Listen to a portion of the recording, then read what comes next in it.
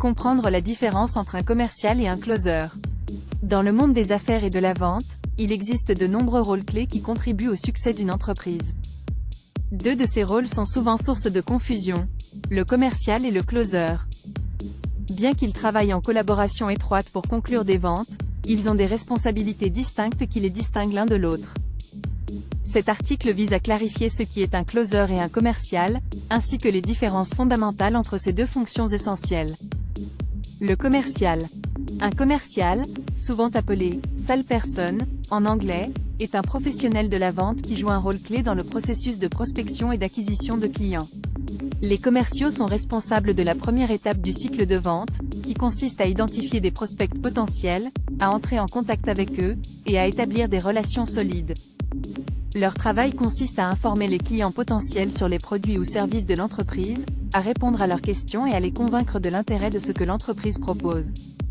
Les tâches typiques d'un commercial incluent prospection, identifiant des prospects potentiels grâce à des activités telles que le démarchage téléphonique, la génération de leads, le réseautage, ou l'utilisation de stratégies de marketing.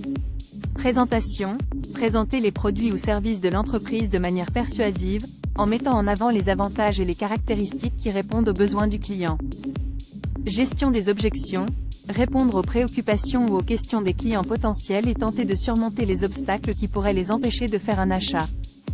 Négociation, négocier les conditions de vente, y compris les prix, les délais et les modalités de paiement. Le closer. Le closer, ou « sale close », en anglais, intervient dans la phase finale du processus de vente. Contrairement au commercial, dont le rôle principal est de générer des prospects et d'initier des conversations, le closer se concentre sur la conversion des prospects qualifiés en clients réels. Les closers excellent dans la capacité à conclure des ventes et à finaliser des transactions. Les principales responsabilités d'un plus proche sont les suivantes. Finalisation des ventes. Le closer est chargé de transformer les prospects chauds, c'est-à-dire ceux qui sont déjà intéressés par le produit ou le service, en clients.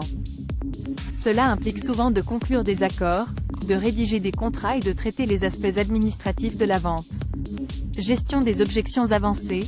Les closers sont confrontés à des objections plus spécifiques et complexes, et elles doivent être en mesure de les traiter de manière experte pour conclure la vente. Création d'un sentiment d'urgence. Les closers sont compétents pour susciter un sentiment d'urgence chez les prospects, les incitant ainsi à prendre une décision rapidement. Clôture de la transaction.